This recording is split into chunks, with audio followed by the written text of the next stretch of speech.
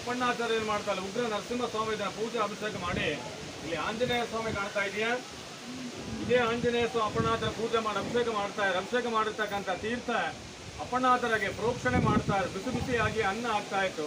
ಆ ತಾಣಕ್ಕೆ ಭಿಕ್ಷಾಲಯ ಅಂದ್ರೆ ಮಕ್ಕಳೆಲ್ಲ ತಗೊಂಡ್ಬರೋ ಭಿಕ್ಷಾ ಲಯ ಮೀನ್ಸ್ ಸಂಸ್ಕೃತದ ಬೆಂಕಿ ಅಂತ ಹೇಳ್ತಾರೆ.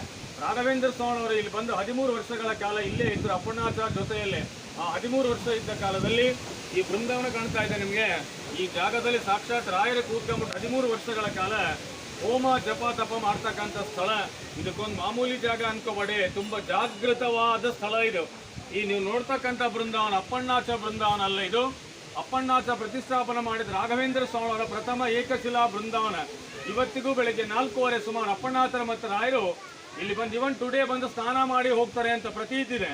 ನೀವೆಲ್ಲ ಟಿವಿ ಸೀರಿಯಲ್ ನೋಡಿರ್ಬೋದು, ಅಪ್ಪಣ್ಣಾಚಾರ್ಯ ಬರ್ತಾ ಇರ್ತಾರೆ, ನದಿ ದಾರಿ ಬಿಟ್ಟರೆ ನೋಡಿರ್ಬೋದು. ಆ ಜಾಗ ಇದೇ ಜಾಗನೇ. ಇಲ್ಲಿಂದ ಅಪ್ಪಣ್ಣಾಚಾರ್ಯ ಮಂತ್ರಾಲಯಕ್ಕೆ ಹೋದ್ಮೇಲೆ ಮಂತ್ರಾಲಯ ಬೃಂದಾವನ ಕಂಪ್ಲೀಟ್ ಆಗಿರುತ್ತೆ.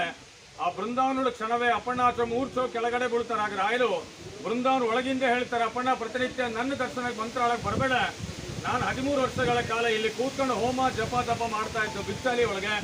ಅದೇ ಜಾಗದಲ್ಲಿ ಬೃಂದಾವನ ಪ್ರತಿಷ್ಠಾಪನೆ ಮಾಡು, ನಿನ್ನ ಜಾಗಕ್ಕೆ ನಾನೇ ಬರ್ತೀನಿ ಅಂತ ಹೇಳಿದಾಗ ತಿರ್ಗಾ ಅಪ್ಪಣ್ಣಾಚಾರ್ಯ ಅಲ್ಲಿಂದಲಿಗೆ ಬಂದು ಏಕಶಿಲಾ ಬೃಂದಾವನ ಪ್ರತಿಷ್ಠಾಪನೆ ಮಾಡಿದ ರಾಯರು ಜ್ಯೋತಿ ರೂಪದಲ್ಲಿ ಬಂದು ಅಪ್ಪಣ್ಣಾಚಾರ್ಯ ದರ್ಶನ ಕೊಟ್ಟರು.